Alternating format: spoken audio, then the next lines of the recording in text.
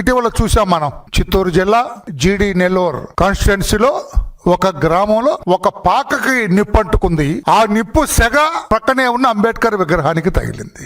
అక్కడున్న ఆ సర్పంచ్ వాళ్ళందరూ కూడా దాన్ని ఏదో రాజకీయం చేయాలని చూశారు. దానికి ఇతను ఒక స్క్రిప్ట్ తయారు చేశాడు. రాష్ట్రంలో ఉన్న అంబేద్కర్ విగ్రహాలన్నిటి మీద కూడా దాడి జరుగుతుంది, నేను ముఖ్యమంత్రిగా ఉన్నప్పుడు అటువంటి దాడులు లేవు, ఇప్పుడు జరుగుతున్నాయని చెప్పాలని అతని ఉద్దేశం. అంటే ఆశ్చర్యపరచాలని, ఈ దళిత వర్గాల్లో ఒక రకమైన అనుమానాన్ని రేకెత్తించాలని ఇతను ఆశపడుతున్నాడు అని చెప్పి కూడా నేను తెలియజేస్తున్నా. ఇతని ప్లాన్ ఇది ఒక కుట్ర.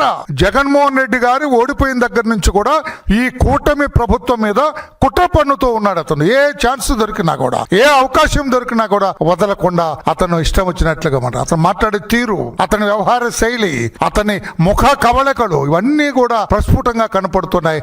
ఇతను ఆశ్చర్యపరచాలని.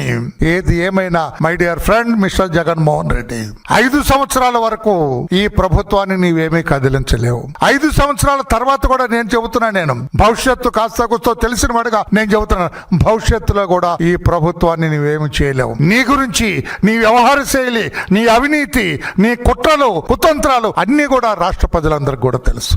అందుకని మరలా నువ్వు ముఖ్యమంత్రి పదవి ఎక్కటం అనేది అదొక కళ్ళ, నీకు ఒక అడియాసగా మిగులుతుందంతే. You never become chief minister of the state in our future.